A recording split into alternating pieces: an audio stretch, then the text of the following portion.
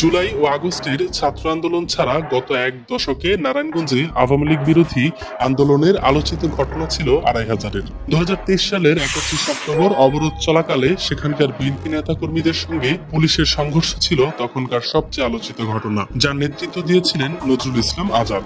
ওই সময় তাকে ধরতে প্রশাসন রেড অ্যালার্ট জারি করে। এছাড়া এর আগে আরো অনেক ঘটনাতে তিনি ছিলেন গণমাধ্যমের শিরোনাম। নজরুল ইসলাম আজাদ বর্তমানে বিএনপির ঢাকা বিভাগীয় সাংগঠনিক সম্পাদক ছিলেন, দলের সহ আন্তর্জাতিক বিষয়ক সম্পাদক। একসময় যুবদলের আন্তর্জাতিক বিষয়ক সম্পাদকের দায়িত্ব পালন করেছেন। গত এক দশক ধরে তিনি নারায়ণগঞ্জে পরিচিত মুখ। বিএনপি এবং এর সহযোগী সংগঠনের পথধারী অনেক নেতা তার অনুসারী হিসেবে পরিচিত। বিগত দিনে বিএনপির আন্দোলনের অনেক ক্ষেত্রেই তিনি নেতৃত্ব দিয়েছেন, কারাভোগও করেছেন বেশ কয়েকবার। অন্তত অর্ধশত মামলার আসামি হয়েছেন। আওয়ামী লীগের এমপি নজরুল ইসলাম বাবুর ঘোর প্রতিদ্বন্দ্বী ছিলেন আজাদ। দুজন প্রতিদ্বন্দ্বিতা করেছিলেন ২০১৮ সালের সংসদ নির্বাচনে। কয়েকবার আজাদের বাড়িঘরে তখন হামলা হয়েছে। ২০০৩ সালের অক্টোবরের শেষে কঠোর আন্দোলনের ডাক দেয় বিএনপি। অবরোধের প্রথম দিন ৩১ অক্টোবর সকাল ৮টা থেকে ঢাকা সিলেট মহাসড়কের পাঁচরুখি এলাকায় নজরুল ইসলাম আজাদের নেতৃত্বে বিএনপির নেতাকর্মীরা সড়ক অবরোধ করে। পুলিশ এসে গুলি ছুড়লে শুরু হওয়া সংঘর্ষ পরিণত হয় রণক্ষেত্রে। আহত হয় অনেক পুলিশ সদস্য এবং বিএনপির নেতাকর্মীরা।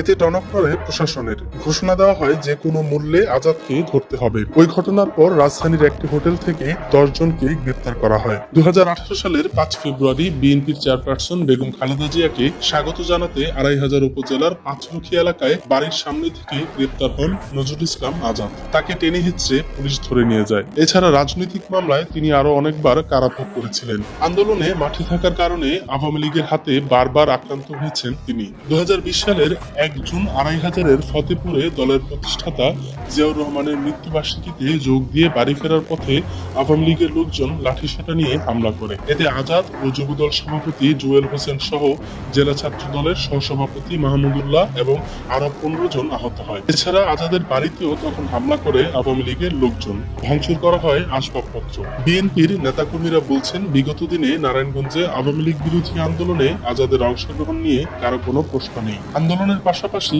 তরুণ ও বিএনপির একটি বড় অংশকে নিজের কাছে টানতে সক্ষম হয়েছেন তিনি।